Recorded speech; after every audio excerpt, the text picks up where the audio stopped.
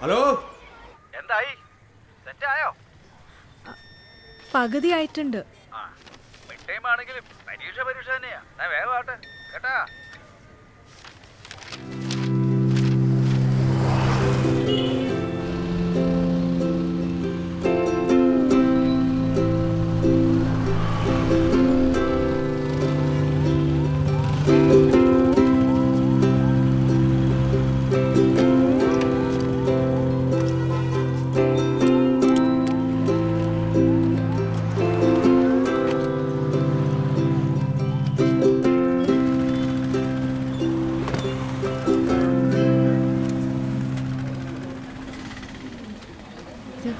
Copy.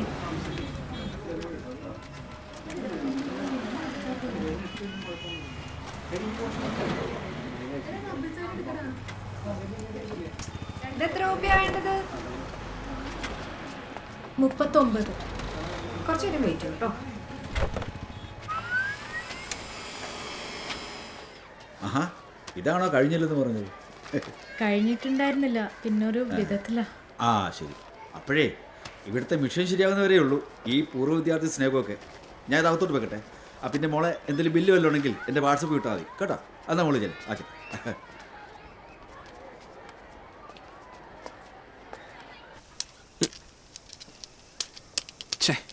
ഒന്നുകൂടെ ഇനി ഞാൻ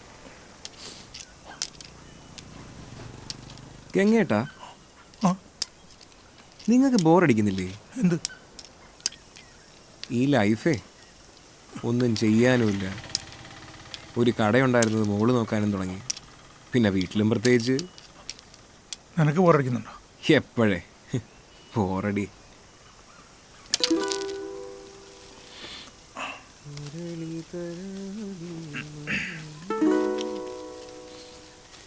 മതിയാക്കിയോ? ഓ, ഈ കളി മടുത്തു. നടന്നിട്ട് വരാം. നടക്കാനോ? മോനുണ്ടോ? നടക്കാനെന്ന് പറയുമ്പോൾ നല്ല വെയിലാ. നിങ്ങൾ നടന്നോ? പിന്നെ നടന്ന്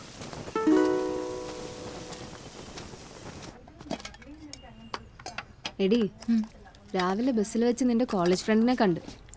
ഏത് ഫ്രണ്ടോ? അന്ന് ഇവിടെ വന്നില്ലേ, മറ്റേ പുതുജീവി ലുക്കൊക്കെ ഉള്ള. ആ അനു. ആ അനു. ആ, ഞാൻ വിചാരിച്ചു ഇത് എവിടെ പോയിന്ന്. വന്നല്ലേ? ഇന്നലെ 11:30, ഇന്ന് 1:30. എനിക്കിത് കിട്ടണം. ഇല്ലിക്ക, 11 എത്തി. ബസ് കിട്ടിയില്ലെന്നേ കുറേ നേരം. എക്സ്ക്യൂസ് പറയാൻ വളരെ എളുപ്പമാണ് മോളെ. ഒരു കാര്യം ഞാൻ പറഞ്ഞേക്കാം. ഒരു വിധത്തിലാണ് ഈ കട മുന്നോട്ട് കൊണ്ടുപോകുന്നത്. നേരത്തും കാലത്തും വന്നില്ലെങ്കിൽ ഞാൻ വേറെ ആളെ വെക്കും കടയിൽ. പറഞ്ഞേക്കാം. വെറും ചാടാ. നീ കഴിച്ചോ? എന്നിട്ട് അനു എന്ത് പറഞ്ഞു? ഏതനു? ആ അനു. എന്തോ പറഞ്ഞു, എനിക്കൊന്നും ഓർമ്മയില്ല.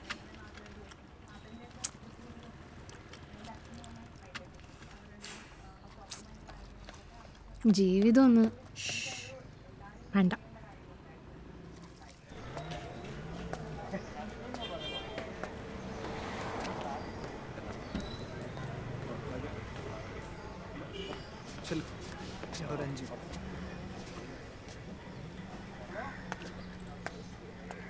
ഇന്നലെ വാഴക്കുളത്തുണ്ടായിരുന്നല്ലേ? ആ ഉണ്ടായിരുന്നു.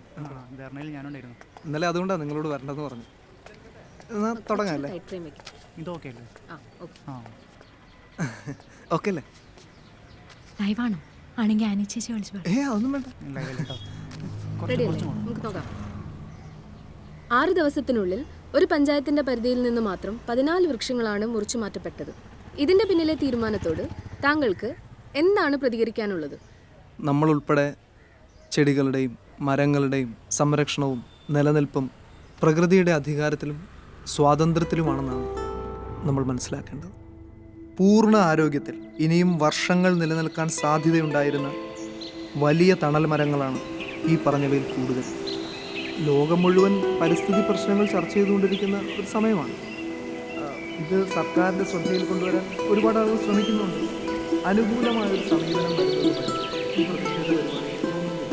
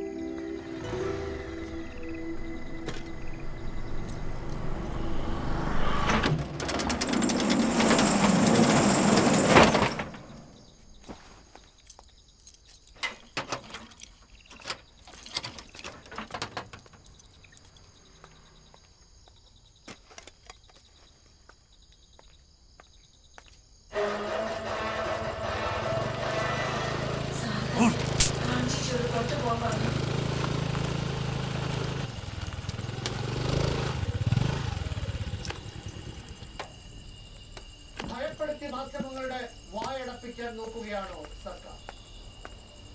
ഔദ്യോഗിക രഹസ്യ നിയമം ഉപയോഗിച്ച് മാധ്യമ സ്വാതന്ത്ര്യത്തെയും ജനങ്ങളുടെ അറിയാനുള്ള അവകാശത്തെയും നേരിടാനാകുമോ കേന്ദ്ര സർക്കാർ?